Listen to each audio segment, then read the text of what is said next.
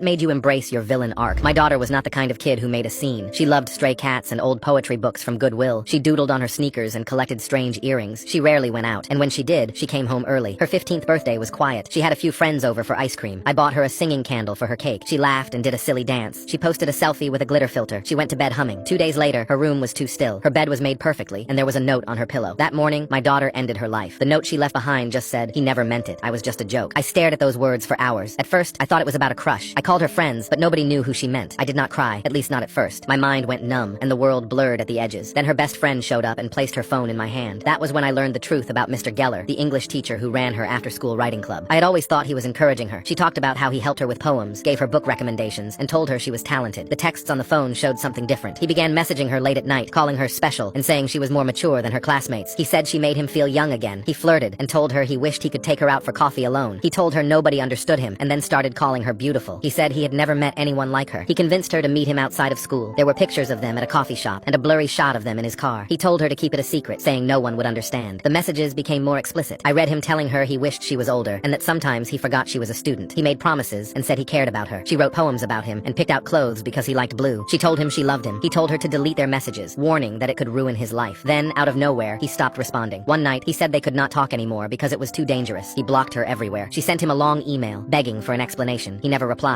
That was when some boys at school found out about what had happened. They made memes about her and Mr. Geller. They posted jokes in a group chat, calling her teacher's pet and Geller's girlfriend. One of them recorded her crying in the bathroom and posted it on Snapchat. The last text she sent was to Mr. Geller. She wrote that she felt lost and that she missed him. He replied, "You need to forget this ever happened. It's best for both of us." 2 days later, my daughter took her own life. I did not scream. I became cold. I printed out everything, the texts, photos, memes, and screenshots, and organized them into files. I tracked down Mr. Geller's wife, his boss at the school, and even his parents. I sent the entire packet to the superintendent, the school board, and the police. I emailed